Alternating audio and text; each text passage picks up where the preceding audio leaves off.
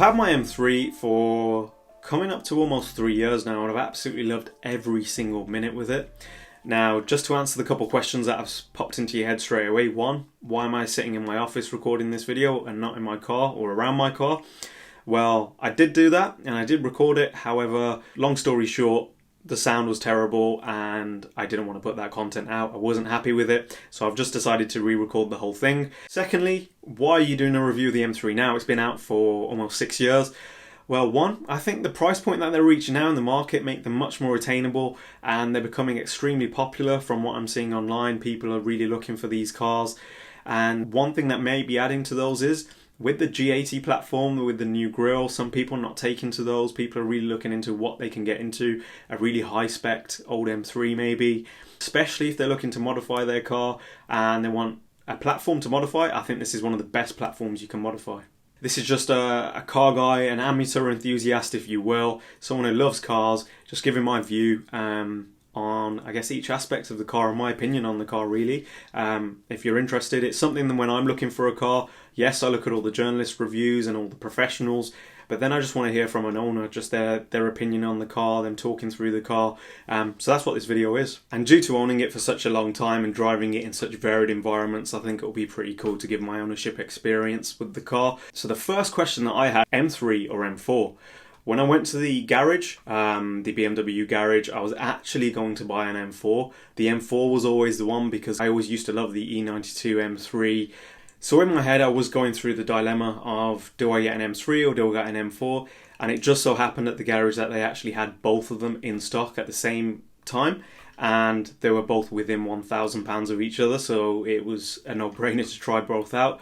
And pretty quickly, once I saw both in person, and I must say in stock form, to me the M3 looks far superior in stock form. Just the arches at the back, the way they flare and the way it sits, it just looks much more aggressive and muscular. And then the practicality between the M3 and the M4. I sat in the back of the M4, tried it out, and yeah, it wasn't a pleasant experience. The M3, so much more roomy, and I think coupled with the interior that I went with, it was just a perfect fit. So my car, and the one that you're seeing images of, is a 2015 M3, so it's pre-LCI, so the original M3 if you will, which had 425 brake horsepower and 550 Newton meters of torque. It had the rims completely painted black, even the interior had a matte black finish. It had the Silverstone grey or white interior, and for me, that is the perfect combo. The white interior inside with the black exterior, it looks absolutely beautiful. And once I saw the interior and sat in there, I think the white interior in the BMWs, or the grey interior, is some of the best looking interior that you can get, especially the seats. So the exterior looks of the car, I'm sure you've seen loads of them already, but in my opinion, the exterior looks of the F80 and the F82 are some of the best M3s that have ever come out. The aggressive look, the headlights into the grille, they just look awesome. They say if you don't look back at your car once you've parked it, it's not the right car, especially if you're a car guy, and I think any M3 or M4 owner can attest to the fact that whenever they park up, whether it's at a petrol station or anything, you're always looking back and you just get a little smile on your face because the car, like I said, in my opinion, just looks awesome. It's one of the best looking performance cars that you can get, especially around that price. It looks so aggressive and menacing. And that's just in stock form. Once you start, even with simple modifications, the car can look so aggressive and sporty that it just looks even better. Me personally, I didn't go with any modifications just because my circumstances didn't allow. Now, when talking about modifications, something to bear in mind is the popularity of the platform, especially the M3 and M4, especially when you're comparing cars of a similar ilk or like, such as maybe the C63, C63S if you're looking at competition models and above, maybe even the Alpha.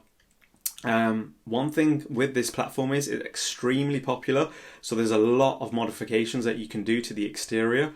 And with that, because there's so many companies out there that are providing exterior modifications, the prices reflect that because there's competition. So the prices are actually better for the external modifications of the BMW M3 M4 to the C63, in my experience anyway. So it is something to consider.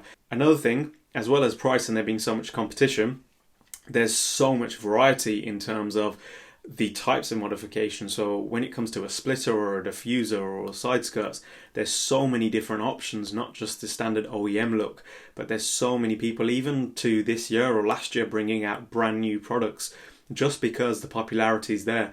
So in terms of making your M3 or M4 your own, there's so much choice out there, and the price is actually quite reasonable in my opinion for what you do get.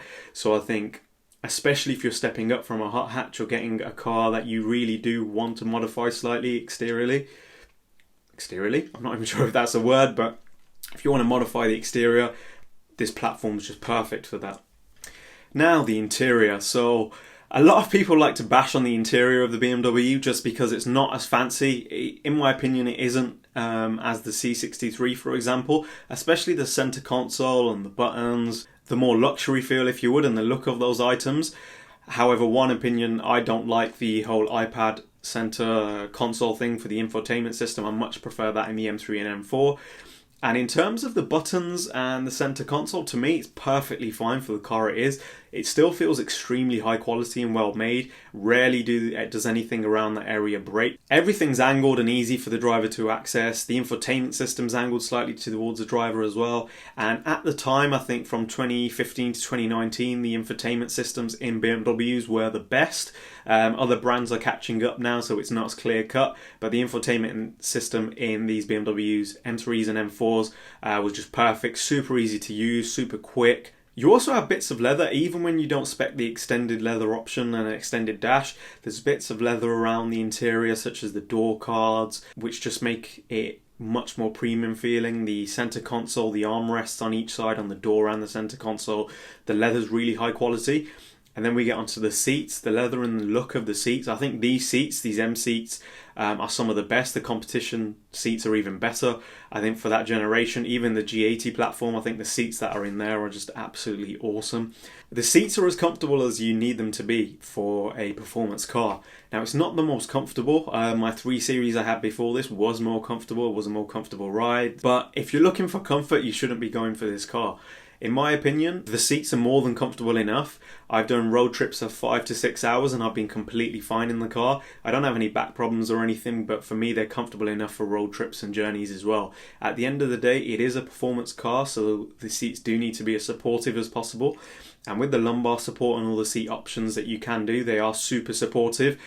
They hug me, especially when I'm going around corners at fast speeds. Never have I wanted the seats to give me that bit extra. You can sit pretty low in the seats as well. There's plenty of movement and adjustment, the controls on them. You have memory seats as well. So if it's you and your missus or there's a couple drivers, you can have your own settings attached to different keys and driver profiles as well. So that's pretty cool in the car.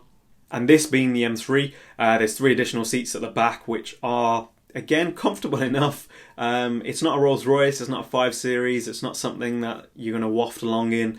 It is a performance car at the end, it's a sports saloon. And they just do the job, they do what they're intended for. I've had passengers in this on multiple occasions and we've done a couple hour journeys and they've been fine at the end of it. So just touching on the infotainment and sound. For the time period, I think it was the best infotainment system that you could get. Other car manufacturers have now caught up in terms of how easy they are to access, navigation around the system, the features that you have in there, and just everything that came with it. I mean, you can get CarPlay, Apple CarPlay, the Bluetooth, super easy to connect to. The sound system is awesome. A lot of these were spec with Harman Kardon sound systems, and I had that, and I can attest to the fact that the sound system is great. You have not only the treble and bass and the normal balance settings that you have on cars, but you can actually go into the frequency settings, so the equalizer settings, and mess around. You have 8-9 different bands of frequency that you can mess around with and really customize the sound system. Sound is awesome, so you have nothing to worry about in terms of infotainment and sound. You've got one of the best systems if you're looking at this car.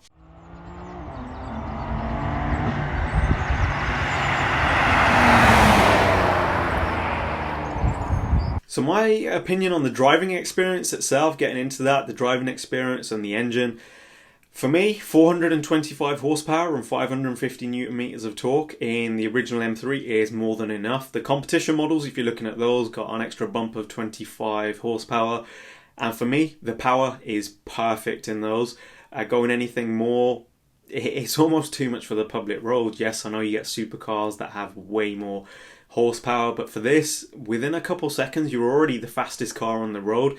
And earlier, I talked about modifications to the exterior of the car. There's so many modifications and tuning packages out there that you can do to the engine and the ECU of this car as well. Being that it is so popular and there are so many cars out there on the platform, tuners and companies have had the experience of running maps, taking them to stage 1, 2 and 3, and really the experience of the engines, what needed to be changed or little niggles with those tunes by now have been changed, and you can now really go confidently into a tune knowing that any problems have been sorted by now and the car should be fine. And if you're picking one up used, most likely that car's probably got a tune on it already, as a lot of them have.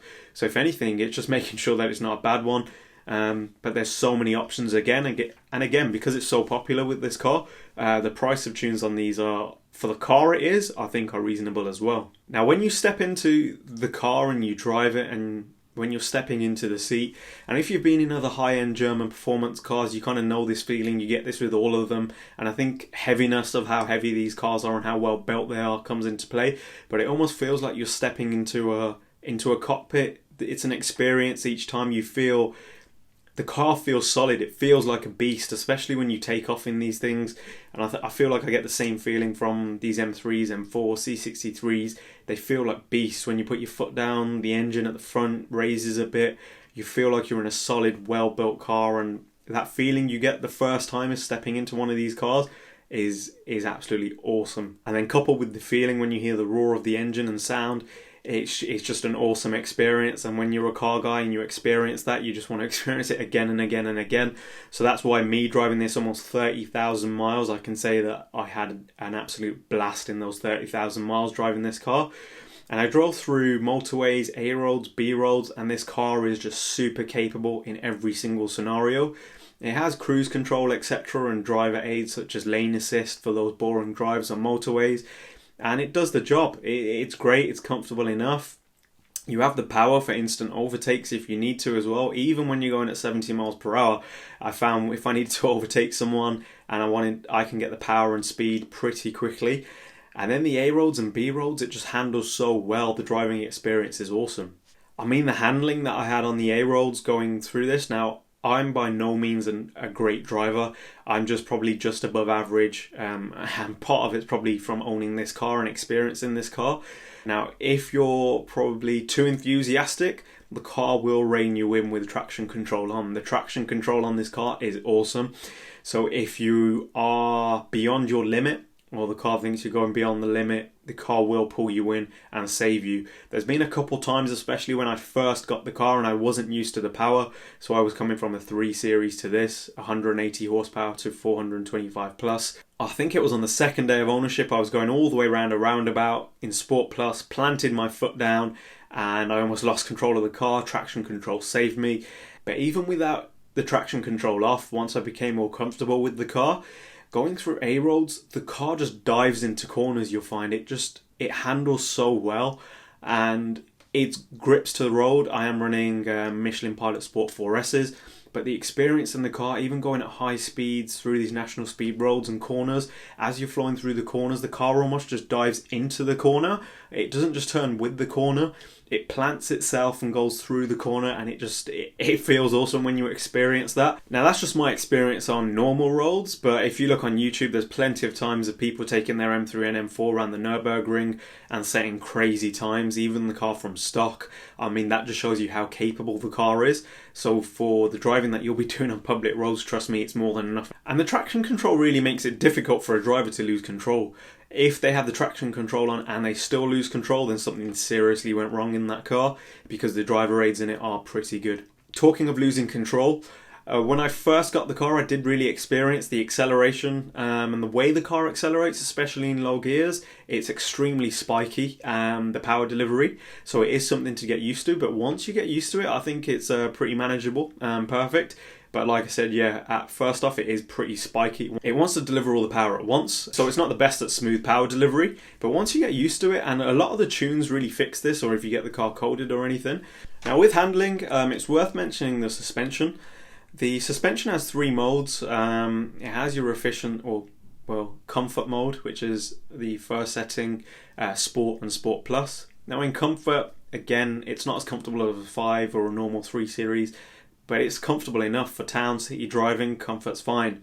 Sport and Sport Plus, you really do notice the difference, and it does really stiffen up. So it's almost like having a car with different personalities, and that's one thing I love about this car, is the customizability of it. You can have a car with multiple personalities.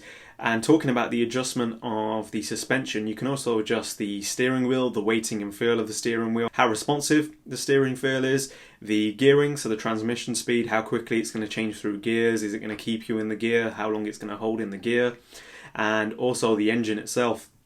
So with those, you have three settings. Again, you have efficient, Sport and Sport Plus. So that's the gearing, the steering, and the engine itself. So for me, when I'm pulling out of my road, my house, the estate, it's normally in efficient comfort, because I don't want to cause so much noise. Don't want my neighbours to hate me. And I find comfort on the steering for most driving scenarios. It's pretty much perfect. You never really need to change the steering to Sport or Sport Plus unless you're going on track or anything. For me, comfort for public roads is just the perfect setting. Suspension, comfort again most of the time. And then the engine's really what I change most, and the gearing between Sport, Sport Plus, and between, you'd have D or S2 or S3, which are the most aggressive settings in the gearing. And all of these settings can be saved and configured to the M1 and M2 buttons that you must have heard of on the steering wheel. So I've seen some people sometimes say that the M2 is the sport button, the M2 turns everything to sport. But no, the M1 and M2, they're just buttons that allow you to configure these modes, so they can be saved. They're hotkeys, if you will. So my M1 is configured to be efficient, comfort. That's what I click straight away when I start the car, so that I can drive it out without annoying my neighbours or anything. And then M2's with my sport settings and my aggressive gearing, where I want to really drive it.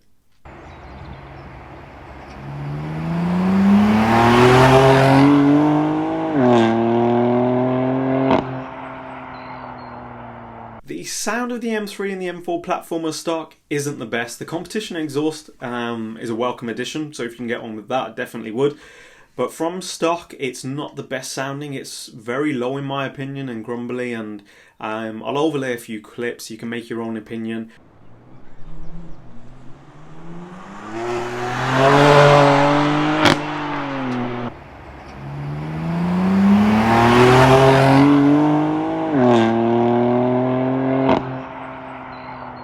To me, it still sounds good, but when you compare it to other cars and the old M3, I mean, it was inevitable as soon as you had the turbo, and it wasn't going to be an N8 engine, but it just doesn't sound good, and there's plenty of aftermarket modifications that you can do to make the exhaust sound 10 times better. So again, it's one of the areas which you may want to consider modifications in. And again, on the market, a lot of the times when I'm mentioning modifications, if you're buying one, a lot of the time, a lot of these modifications will have already happened, so you won't have to encounter this. Another thing with the sound is you have artificial sound coming from the cabin. You can get this coded out, and I think you should, because once you've heard the artificial sound a couple times, you get used to it, and it's just, it doesn't sound right. It's not natural. It does sound good when I first heard it and I first experienced it. I was like, well, this sounds pretty cool. But after that, you can get it coded out, and I would, because then you can hear more of the sound of the engine and the exhaust, especially if you do get the exhaust changed. And with that coding, you can get a whole host of features coded in. So if your car doesn't have Apple CarPlay, you can get that coded in. Video in motion, your rear parking camera to show video at any speed. There's a number of features you can do, and there's plenty of coding companies out there. I had my car coded, and it made a massive difference, not only to interior features such as the infotainment, so with your CarPlay and stuff like that, but also you can get gearbox software, transmission software updated in the car, and I had that, and there was a massive difference, a notable difference. The car drove so much better in each mode. I think it was the M3 or M4, it was the M4 GTS software that was in there, if I'm not mistaken, and the difference was night and day in my opinion. It was great, so I do highly recommend that. The brakes on the car, the brakes are awesome from stock. You can get these changed, and again, there's plenty of aftermarket that you can do, get brakes fitted to the car, but even the brakes from stock, when you're coming from, if you're stepping up into this car, brakes are more than adequate. So the efficiency of the car, what can you expect? Well, I averaged, I think, in between 250 to 300 miles on a tank. And I was averaging with a mixture of driving, so bearing in mind I did a lot of motorway driving as well, around 27 or 26 miles per gallon. So that was probably half of the time was spent on a motorway, and the other half was spent A roads, B roads, 30 miles per hour. And this was after I had my the software of the gearbox coded as well. So I think for this car, I think that's pretty good. I've heard of people getting closer to 20 miles per gallon, and they just drive locally, so that's probably why. Doing a trip to Scotland, I did a road trip to Scotland, and on the tank I believe I did 400 miles, so it can be really efficient if you wanted to, and I did put my foot down a couple times in there. So if you really wanted it to be efficient and you put the car in full efficiency mode, I think you could get quite a lot of miles out of the car, and it can be pretty efficient if you wanted to, but you're buying an M3, why are you doing that? So the usability of the car, I'd say this car's a bit of a Swiss Army knife. It does absolutely everything. I mean, I've chauffeured someone in the car, I've gone for road trips, I've absolutely hooned it around. I drove it as a daily to work, went to IKEA, got all my stuff in the back, went to get some weights for my home gym, all of it fitted in the back. The car does absolutely everything. It can go slow, fast, every experience. It's just the perfect daily. It does everything that you need it to do. When I was looking at this car, I was looking at that factor. Could the car be one car that does them all? One car that does it all. Yeah, one car that did it all. It has the boot space. It has the seats in the back, the room in the back. At the front, it's spacious enough. It's super spacious, super fast. It just does everything you need it to. I don't think there is a better daily for the price range. One bad thing about the car that I did experience, I would say, is the tyre noise.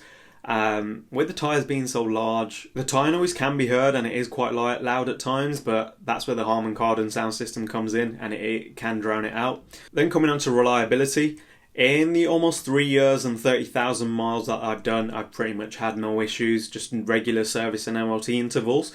Other than that, I've had no issues with the car. It was absolutely perfect. Like I said, because these cars are so popular, the availability of garages that will do stuff at decent prices and independent BMW specialists, there's a lot of them as well. So speaking of reliability, let's look at running costs. MOT, just standard price of standard cars. If you get it from BMW themselves, I think it's around 45, independent garages around £30, so nothing to worry about there. Now the tyres are quite expensive compared to other cars. So if you get a set of Michelin Pilot Sport 4Ss or even Super Sports, you're looking just below £200 per tyre. So a full car, the front tyres will be slightly less than the back tyres. Maybe you're looking in the region of £750 for a full car.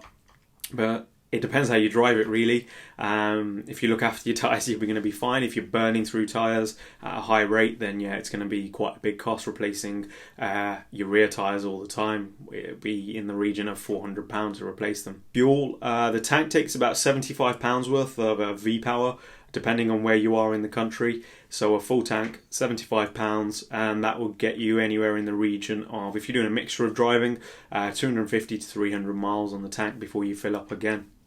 Engine oil for 1 litre, you're looking at £20 every litre, and again, it really depends on how you drive. If you're driving extremely enthusiastically all the time, you'll be needing to top up the oil quite often. If not, then yeah, that £20 will just come as often as it needs to, dependent on your driving. Road tax. Road tax, I think, was around £305 for this car, so not as much as some cars in the same category, which can be up towards £500. Now, insurance of this car, while I've owned the car, the insurance has actually gone up each year. Now, I think this is because there's more people stepping into the car, and it may just be me, but if you look on YouTube and Instagram and stuff, you see some of these M cars getting into a mess sometimes. People love to drive them enthusiastically and hoon them around the roads, and yeah, some people take it too far. BMWs are stolen quite a lot. I mean, in the UK, there's so many cars being stolen at the minute.